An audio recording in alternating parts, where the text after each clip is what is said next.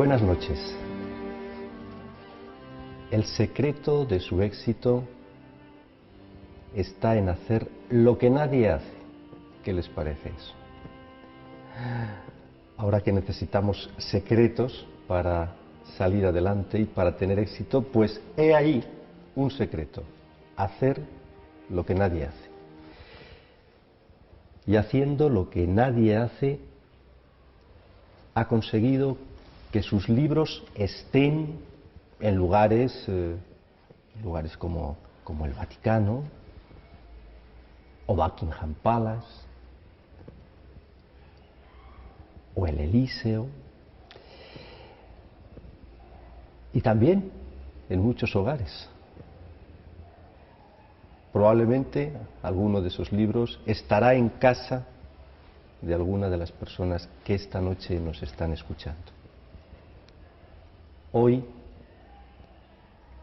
tenemos el privilegio de contar aquí con la presencia de Manuel Moleiro, el editor de libros más reconocido en el mundo, de mayor prestigio. El arte de la perfección, dijo de él el Times. Y yo lo he traído aquí para hablar de libros, pero para hablar de muchas cosas más, porque como suele suceder con este tipo de personajes tan peculiares que hacen estas cosas, pues detrás se esconde una personalidad rica, vivaz, llena de vida y más vida. Don Manuel. Hola. Qué bien tenerlo aquí con nosotros. Para mí es un placer estar aquí y además estar entre tantos libros donde se esconden tantas historias, tantos misterios. El lugar es ideal. Estamos en la biblioteca antigua del Palacio de Santa Cruz. Casi nada lo que hay aquí dentro, don Manuel. Es cierto, cuántas cosas aquí, cuántos misterios, cuántas cosas que no sabemos se esconden entre estos libros, ¿no? Aquí debieran haber un ejército de personas estudiándolos, viéndolos, buscando, porque aquí posiblemente haya muchas soluciones y muchas recetas para los problemas que tenemos actualmente, ¿no? Hablando de problemas y de recetas para los problemas que tenemos actualmente, yo le voy a preguntar por un libro que usted ha rescatado y ha editado, que es el Libro de la Felicidad, un libro hermosísimo del cual hablaremos varias veces seguro en este programa, pero ahí precisamente, si yo no recuerdo mal, hay un recetario para ser feliz. Bueno, ahí están las claves de la felicidad. Es un libro curioso, curioso por el momento en que se hizo en el año 1582. Lo encargó el sultán más poderoso de la historia del periodo otomano, que es Murat III, que fue por otra parte contemporáneo del rey más poderoso de la cristiandad, Felipe II. Los dos llevaron a sus imperios a la cumbre y también con ellos empezó la decadencia, ¿no? Murat III era un sultán curioso, un sultán distinto, porque era un sultán monógamo, Monógamo, a ver. Monógamo, con 103 hijos vivos y 7 después de muerto. Pero realmente él era monógamo, estaba enamorado de Safiba, que era su mujer, y pero tuvo 1.300 mujeres. Bueno, sí, pero eso fue después de que le convencieron que sí quería mantener el sultanato, tanto su hermana como su madre, que sí quería que el sultanato permaneciera, no podía ser monógamo, ¿no? Y entonces se aficionó tanto que terminó con 103 hijos y 7 después de muerto. De las concubinas que estaban embarazadas nacieron 7 después.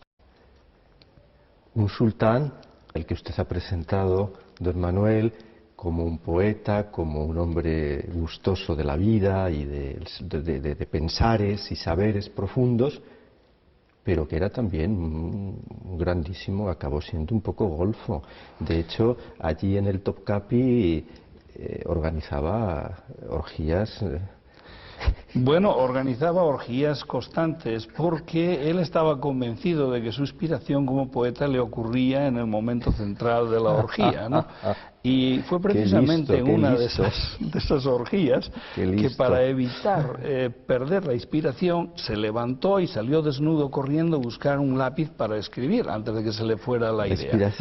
Y claro, la sangre no estaba en la cabeza, no estaba donde tenía que estar y tuvo un infarto y murió con 49 años. 49 años, pero bien aprovechados. Sí, desde luego, bien aprovechados. Aseguró la continuidad del sultanato, pero es una persona muy relevante dentro del mundo de la cultura, de las artes, porque protegió a esas personas y esos quedaron ahí y pudieron seguir evolucionando.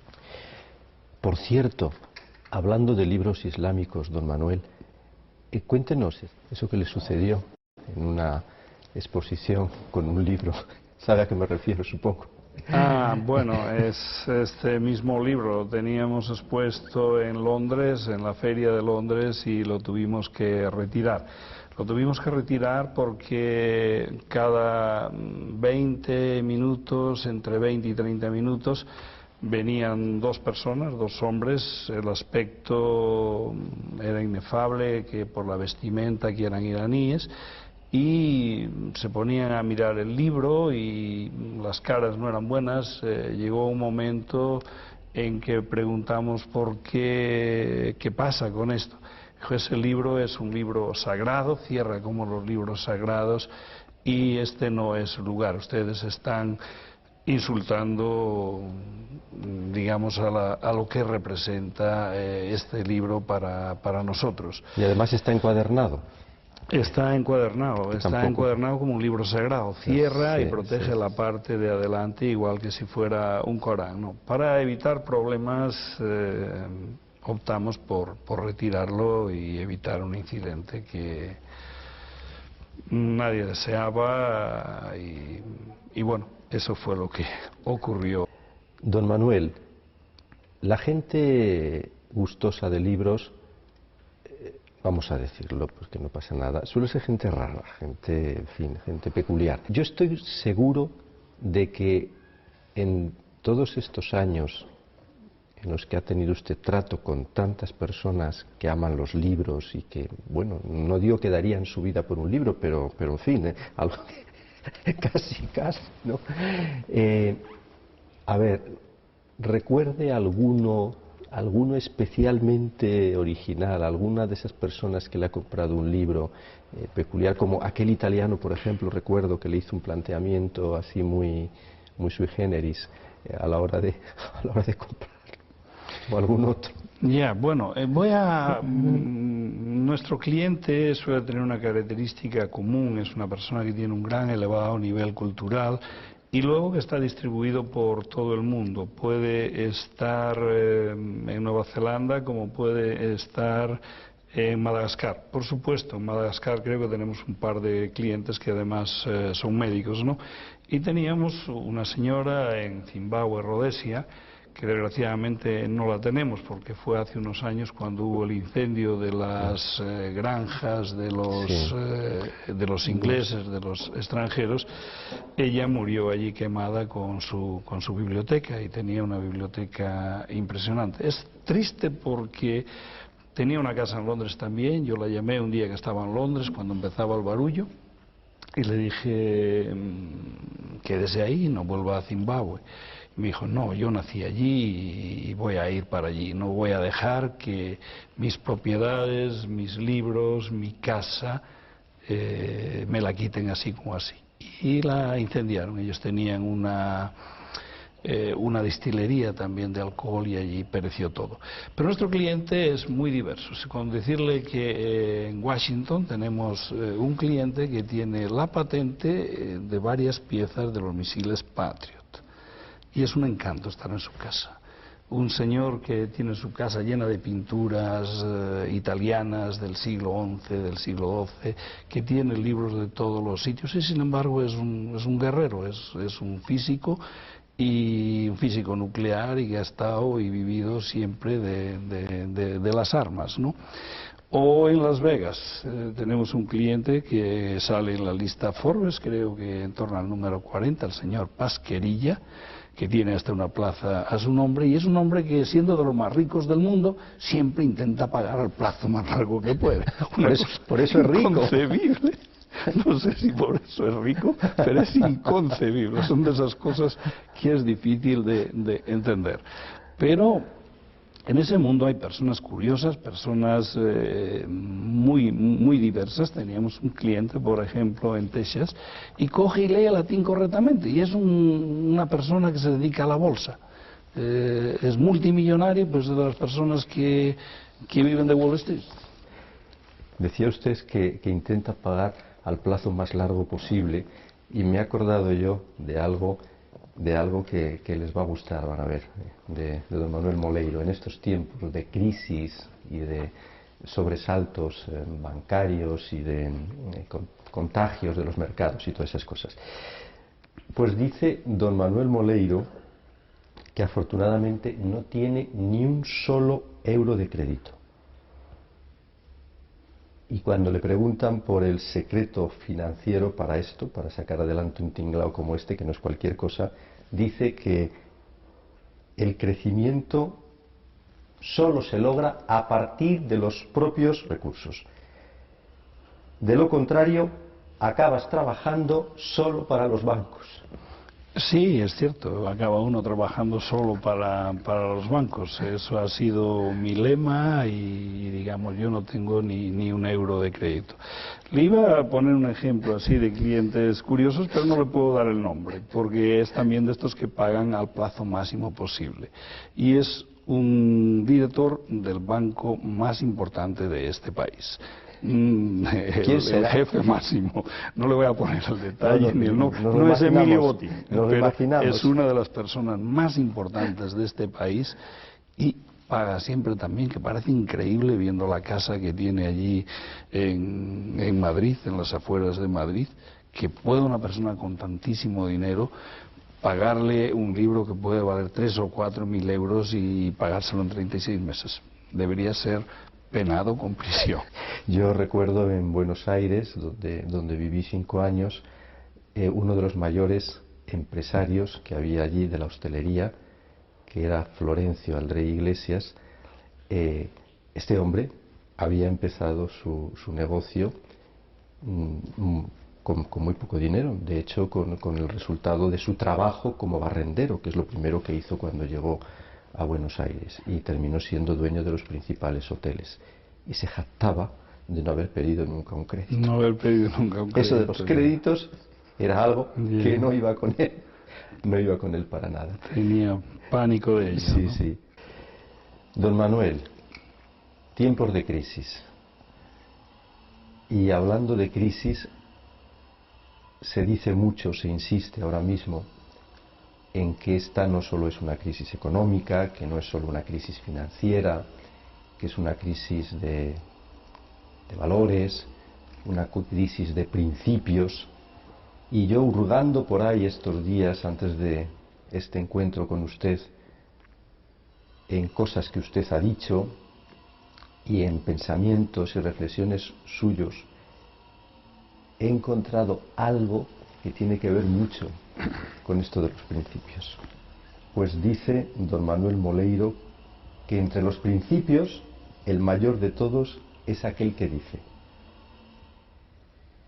no hagas hoy algo de lo que mañana puedas arrepentirte.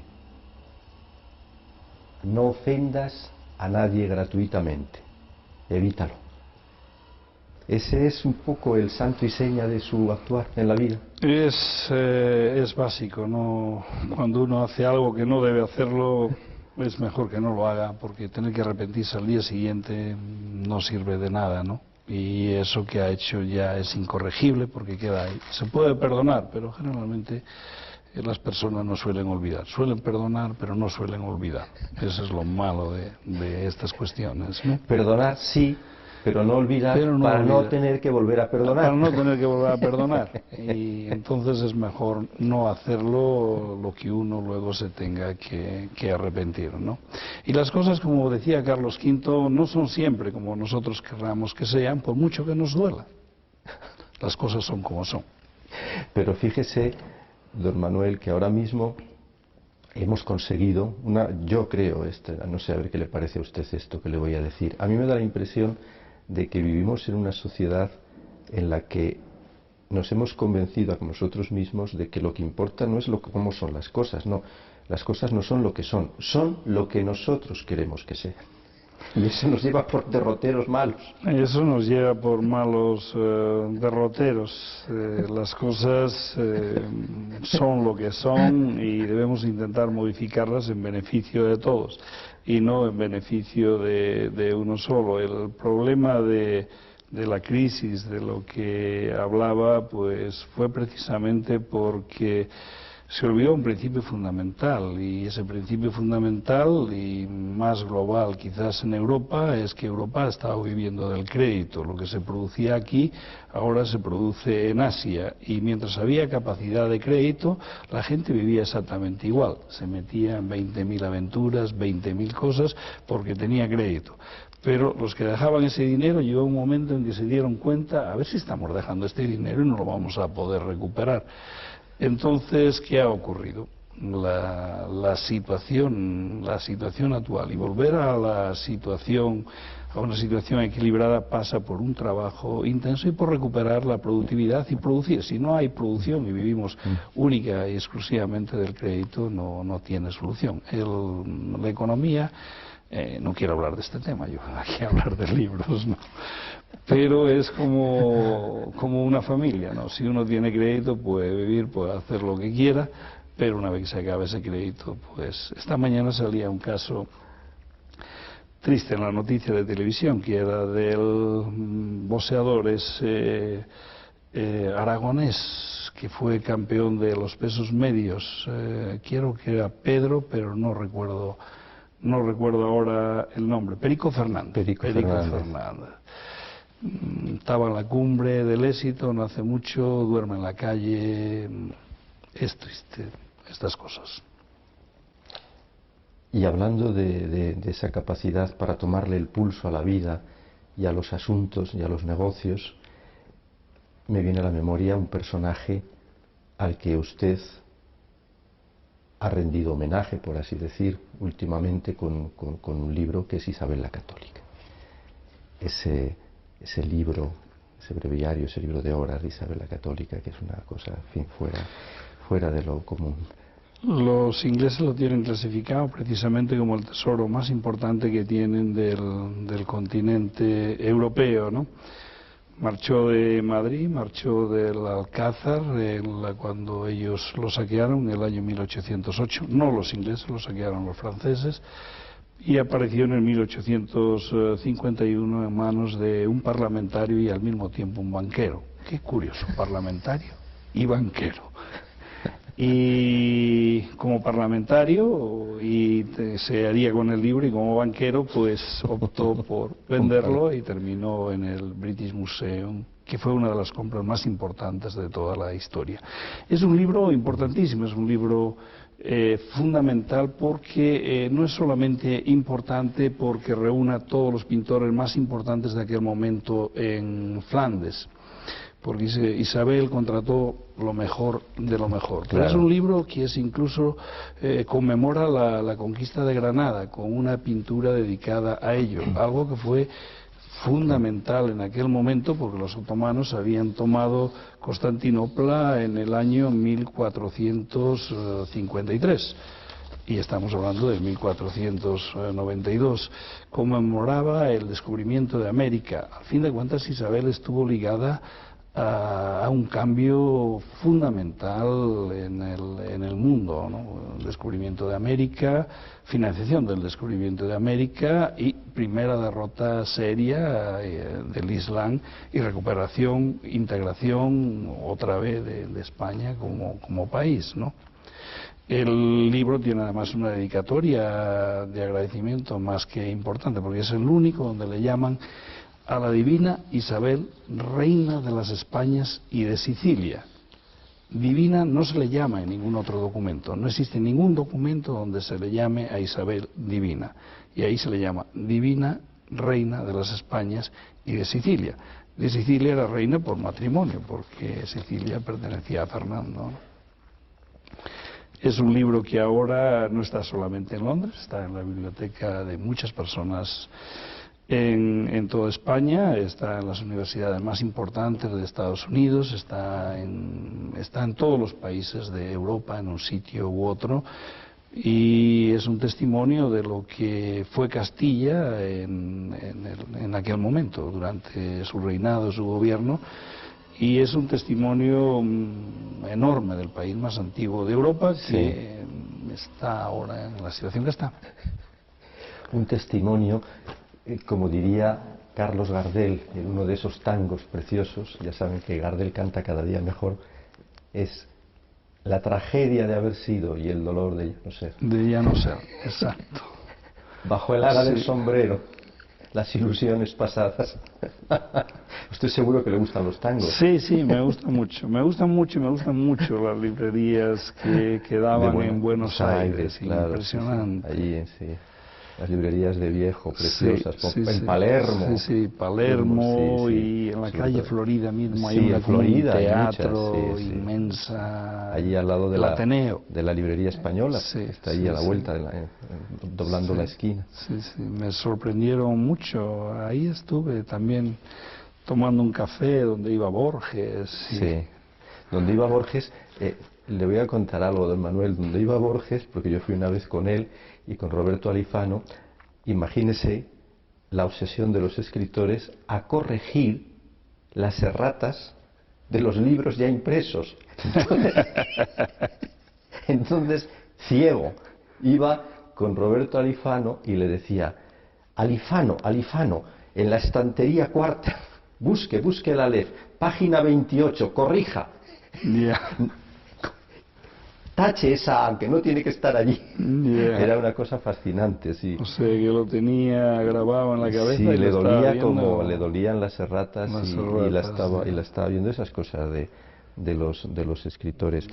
Hay algo que a mí me llama mucho la atención cuando reviso todos esos códices y esos libros suyos y esas láminas, y es cómo se repite constantemente en los libros de horas, por ejemplo, que son libros sagrados, en los breviarios, aparecen constantemente escenas de una carnalidad, de una fuerza erótica total, tan grande, en la que a veces hay una invitación, pero una invitación descarada, nada de no, total, a los más vedados y denostados placeres. Total, absoluta y total. Y en los textos, en las descripciones, en el libro de la felicidad, si vemos las tablas de concordancia fisonómica, por el rostro de una señora o por los pliegues del cuello puedes saber la profundidad de la vagina. Llegamos a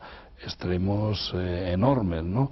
O por la cara de un señor o por el tamaño de las orejas. Se pueden conocer otras cosas que no voy a poner ni a mencionar en estos momentos, pero que todos intuimos. Sí. Y las imágenes son muy atrevidas, porque a veces salen las imágenes lo que no podían manifestar. Si cogemos la Biblia de San Luis, pintada entre el 1224 y el 1236, es una crítica brutal de la sociedad. Se critica a todos. Los únicos que no se critican son a los dominicos y a los franciscanos. Por eso se piensa que posiblemente ellos hubieran estado intelectualmente detrás. Aparecen algunas escenas un cardenal que con una señorita, y lo único que lleva en la cabeza es es la distinción para saber que es un cardenal, no sé cómo se llama. Un solideo, lleva el solideo detrás. ¿No? Y aparece la corrupción en todos los lados. Aparece el diablo entregándole la bolsa que por cierto ahí casi siempre los identifican con los judíos. La Biblia es dura con los judíos en ese sentido, y también con los cátaros, pero es igualmente dura con los obispos, con todo el clero, con los usureros, con todo lo que, digamos, la corrupción que imperaba en aquel momento en Francia, ¿no? Y en esos libros de horas que de pronto es fantástico, de pronto se cuela una imagen de unos baños en los que... Sí, que están haciendo precisamente. No están rezando. No. No están rezando. No están rezando, no están con una devoción mayor y con una entrega mayor, pero no precisamente rezando, ¿no? Piadosos sí son. Decía Jorge Luis Borges que no entendía el paraíso si no había bibliotecas. Es más, llegaba incluso a afirmar que él entendía el más allá, la eternidad, el paraíso, como una gran biblioteca. Y cuando entraba en una biblioteca se encontraba con su ración de paraíso. Pues hoy hemos tenido aquí, de la mano de Manuel Moleiro, una ración de paraíso. Entre estos libros, hablando de libros, a lo largo de la entrevista han ido viendo que cuando él hablaba de libros, hemos procurado que estuvieran allí esos libros y que ustedes pudieran disfrutarlos y verlos, porque este es un placer de los más grandes que se puede tener. Es más que un placer, si hay algo más que el placer. Porque además el placer es efímero. Y esto es perdurable. Y esto es perdurable. Y esto es perdurable. Efectivamente. Don Manuel, le tengo que dar las gracias por estar aquí, por compartir todo lo que usted sabe y atesora con nosotros, pero sobre todo permítame darle las gracias por esa idea genial de rescatar todos esos libros. Si usted un día no se le hubiera ocurrido hacerlo, pues lo que nos hubiéramos perdido. Así que muchísimas gracias. Muchísimas gracias a usted, y gracias también a todas esas personas distribuidas por todo el mundo, por los 5 continentes, que al adquirir estos libros son mecenas y hacen posible, y a las instituciones, las bibliotecas que los conservan, hacen posible que esto, que ha sobrevivido en algunos casos 500, 600 o más años, puedan perdurar como un espejo, como un testimonio para nuestros hijos y para los que vengan después y sepan cómo fue el mundo entre el siglo IX y el siglo XVI. Muchas gracias. A usted, don Manuel. Nos vamos con libros, con una cascada de libros. Ahí la tienen. Buenas noches.